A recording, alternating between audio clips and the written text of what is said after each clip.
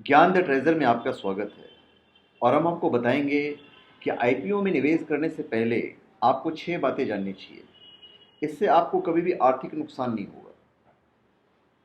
किसी भी कारोबार की शेयर वैल्यू फिक्स होने के बाद उसका आईपीओ बाजार में आता है। आईपीओ मतलब आरंभिक सार्वजनिक निर्गम। निवेशकों और आम जनता की इसमें काफ़ी रुचि रहती है। अभी तक वर्ष 2016 आईपीओ के लिए खास रहा है और आगे भी कई कंपनियां आईपीओ लाने की तैयारी में हैं।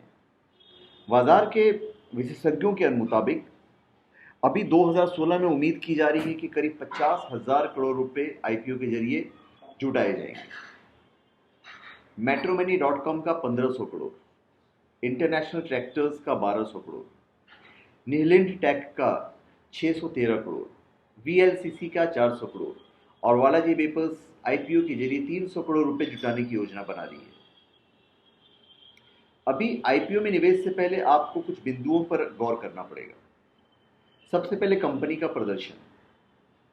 आईपीओ में निवेश करने से पहले कंपनी का पूर्व प्रदर्शन और ग्रोथ का विश्लेषण बहुत जरूरी है।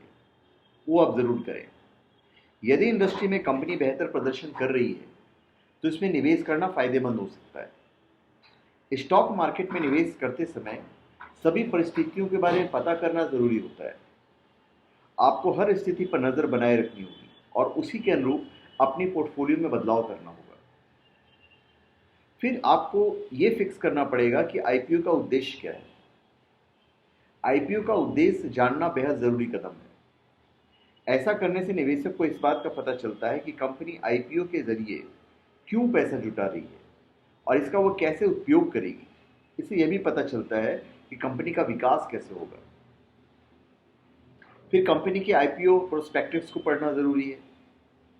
अपना पैसा निवेश करने से पहले कंपनी के आईपीओ प्रोस्पेक्टस को ध्यान से पढ़ें। ऐसा करने से निवेशक को आईपीओ के उद्देश्य को समझने में आसानी होगी और साथ ही इससे जुड़े जोखिम के बारे में पता चलेगा। फिर आपको यह जानना जरूरी है कि भविष्य को लेकर कंपनी की रणनीति क्या है। मौजूदा उद्देश्य के साथ ही कंपनी के भविष्य की योजनाओं को भी समझना बहुत ही महत्वपूर्ण होता है। कंपनी और उसके सेक्टर्स के सामने जो प्रतिस्पर्धा या चुनौतियां हैं उन्हें समझने की कोशिश करें। यह आपको ऐसे संभावित कारकों को समझाने में मदद करेगा जो शेयर की कीमतों पर दबाव आदि के लिए जिम्मेदार होते हैं। फिर आपको इशू प्राइस देखना बहुत ज़रूरी है। इशू प्राइस कहीं ओवर प्राइस्ड या अंडर प्राइस्ड तो नहीं है, यह जानने के लिए इनकी तुलना करना बहुत ज़रूरी है। अगर निवेशक समकक्ष कंपनियों की तुलना में अधिक कीमत चुकाते हैं तो एक्सचेंज पर लिस्ट होने के बाद इनके शेयरों की कीमत में गिरावट आने की संभावना अधिक होती है। इसलिए निवेश से पहले सभी फायदे और नुकसान पर गौर करें और उसके बाद अपनी निवेश रणनीति बनाएं। फिर इंडस्ट्री एक्सपर्ट्स की रेटिंग देखें कि वो क्या रेटिंग दे रहे हैं कंपनी को। जो कंपनियां आईपीओ लाने की योजना बनाती है उन्हें विभिन्न रेटिंग एजेंसियों द्वारा एक रेटिंग दी जाती है। यह रेटिंग आपको कंपनी में निवेश करने या न करने का फैसला लेने में मदद करते हैं।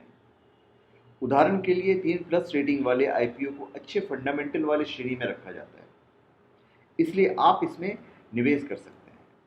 तो धन्यवाद। आप हमारे चैनल पर सब्सक्राइब करें और अपने कमेंट दीजिए। धन्यवाद।